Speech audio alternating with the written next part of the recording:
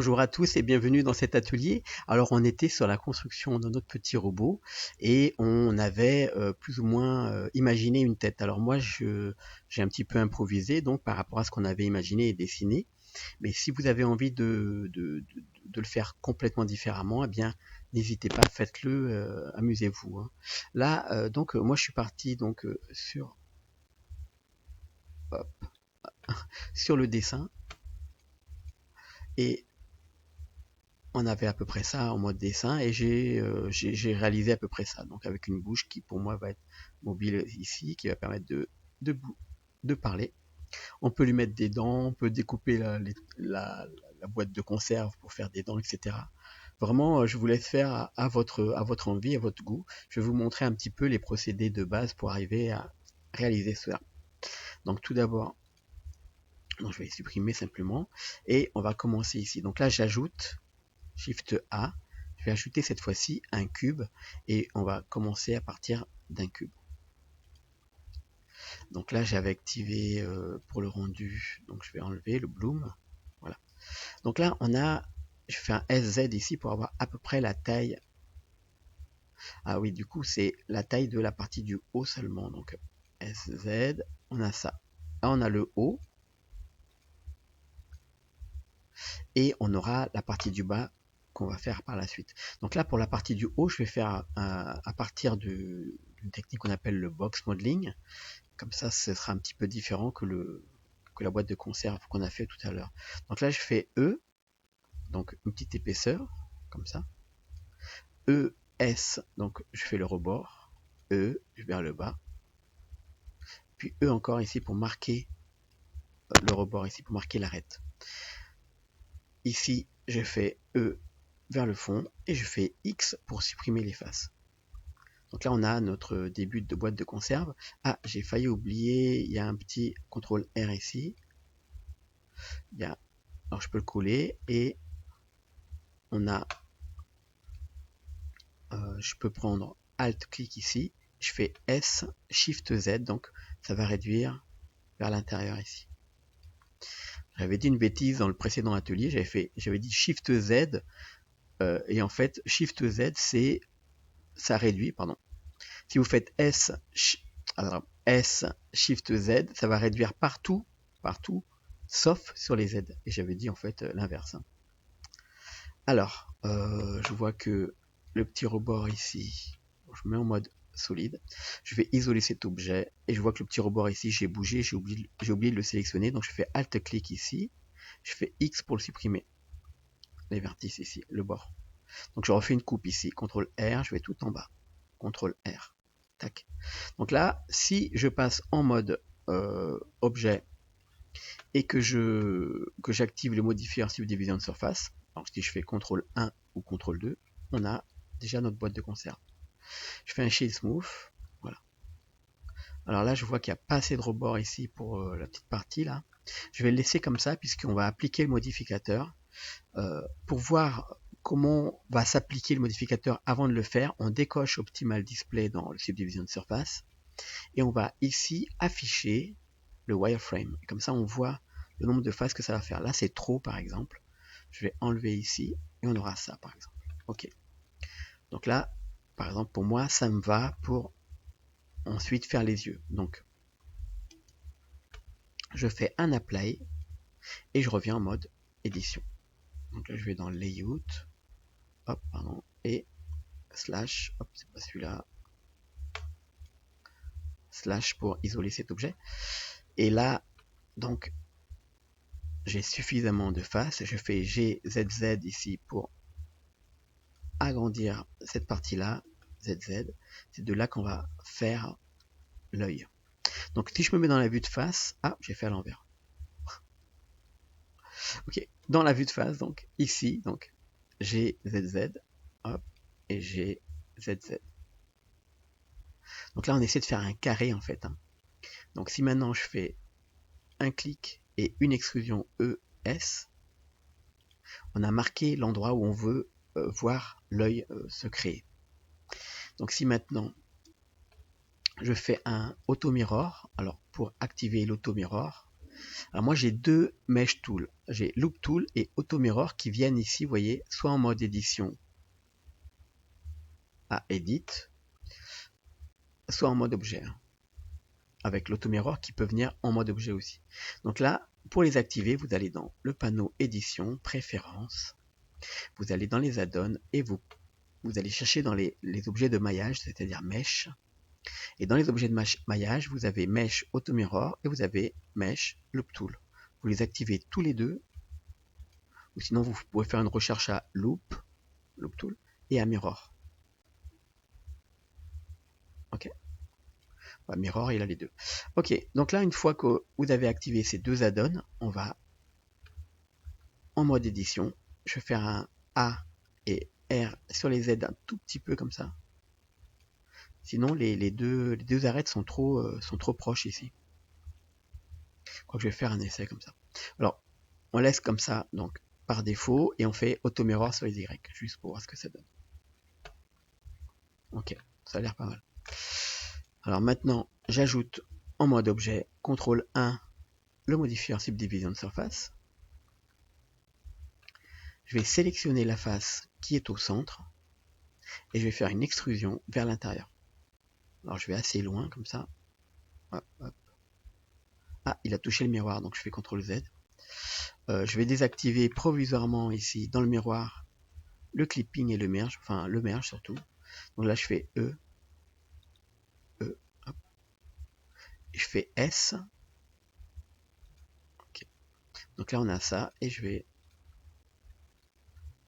Le clipping il me l'a mis, donc je le désactive aussi.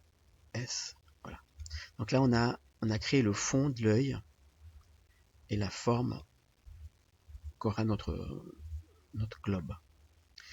Je vais y mettre une autre matière que celle-ci, donc je vais activer ici la visualisation du maillage en mode de la subdivision, en mode édition, et là je vais réactiver le clipping et le merge. Okay. Et là on va... Alors c'est pas trop un carré, donc là je vais faire CTRL+, je fais S sur les Y.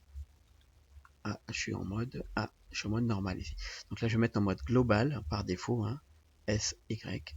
Voilà. Ici plus comme ça. Hein. Voilà. Et là je prends la petite partie de l'intérieur, je fais une extrusion vers l'intérieur, E, et je fais une extrusion. Alors déjà je vois que c'est tout aplati, je fais SZ. Ou alors on peut se servir ici du Loop Tool, on clique sur Circle. Voilà. Ça veut dire qu'il était bien. Et là je fais E vers l'extérieur. Alors ce qui se passe ici, c'est que notre objet, on ne lui a pas appliqué le scale. C'était à faire avant, donc je fais CTRL A et j'applique le scale. Vous allez voir que maintenant, si je prends ça et je mets Circle, c'est tout de suite plus un cercle. Et oui.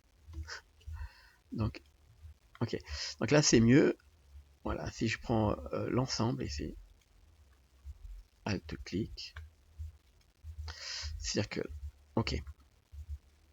D'accord. Là, ça va beaucoup mieux hein, avec le scale appliqué. Hein.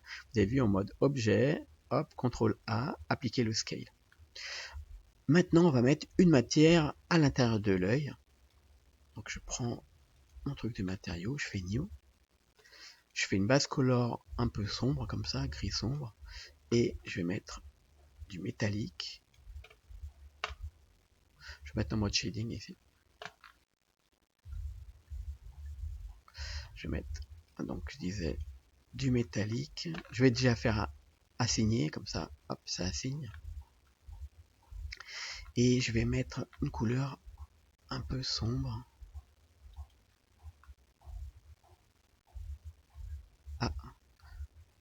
Ah oui, je suis en mode solide. Alors, hop, en mode shadless, enfin en mode prévisualisation des matériaux. Là, ok, c'est beaucoup mieux. Je vais en mode édition, je fais CTRL-I pour inverser la sélection et je vais reprendre le matériel qu'on avait pour le reste du corps. Donc je fais plus. Là, je vais chercher Alu et je fais assigner. Ok. Là, maintenant, je vais faire la même chose ici pour nos boucles. Je fais CTRL+, jusqu'à ici. Et je vais faire plus ici, et je vais prendre un autre matériau qui est alu cuivre à signe. Ok, alors c'est pas mal. Alors je vois ici que je vais prendre une sélection par arrête avec la touche 2, je fais Alt-clic, et je fais GZ pour vraiment descendre un petit peu, et je fais S ici, pour passer au-dessus ici. Ok, moi ça me va beaucoup mieux. Alors les yeux ils ressortent un petit peu beaucoup ici, donc en mode édition, je fais G, Y ici, sur ça, cette partie-là.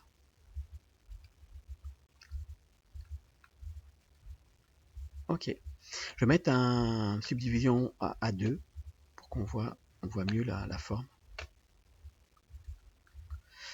Je vais sélectionner la boucle ici avec Alt-clic et je fais GG ici pour aller vraiment sur les bords. Ok. Et je vais rajouter une boucle ici, CTRL R. Voilà, ici au milieu. Bon, ça me va, mais je vais tirer un petit peu ici, GY, ou alors GG.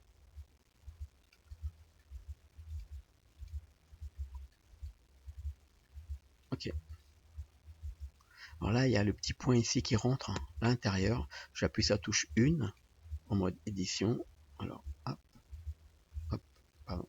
Tabulation pour entrer en mode édition, touche 1 et je prends le point qui est là.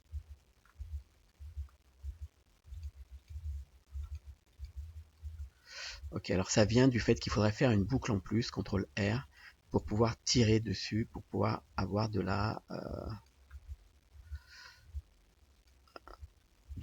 contrôle. Alors j'ai dû trop tirer aussi.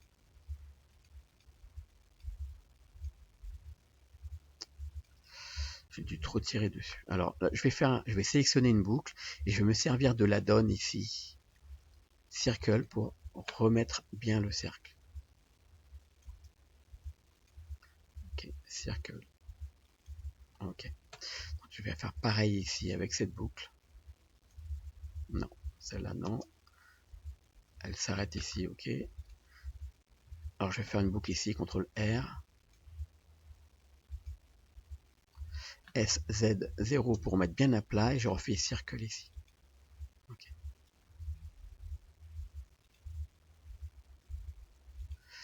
Ok, donc là peut-être que les boucles autour de l'œil, j'aurais pas dû les reculer, hein, simplement. Voilà. On va laisser comme ça. Et maintenant, le milieu, là, donc l'intérieur de notre œil, ici, je vais faire CTRL plus, hop, comme ça, CTRL moins, jusqu'à ce que j'ai sélectionné uniquement le petit œil ici. Et je vais mettre un nouveau matériel, plus, new, assigne. Je vais l'appeler œil.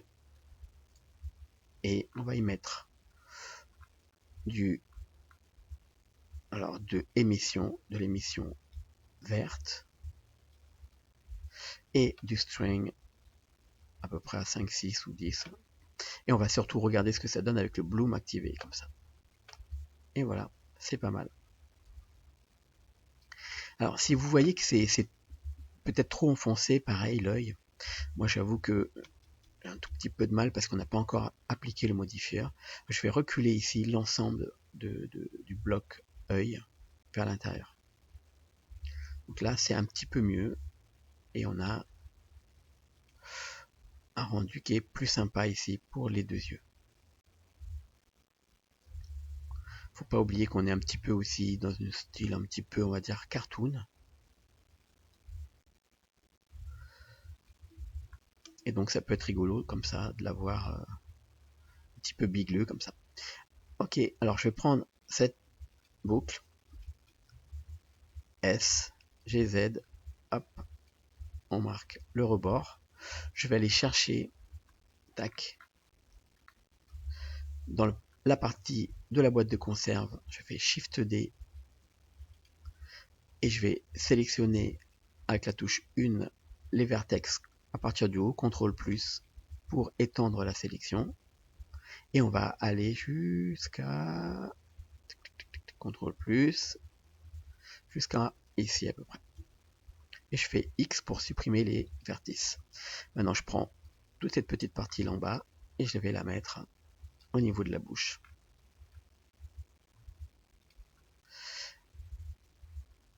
Et voilà. Donc là, pour mettre de l'épaisseur, on peut y mettre un petit modificateur Solidify.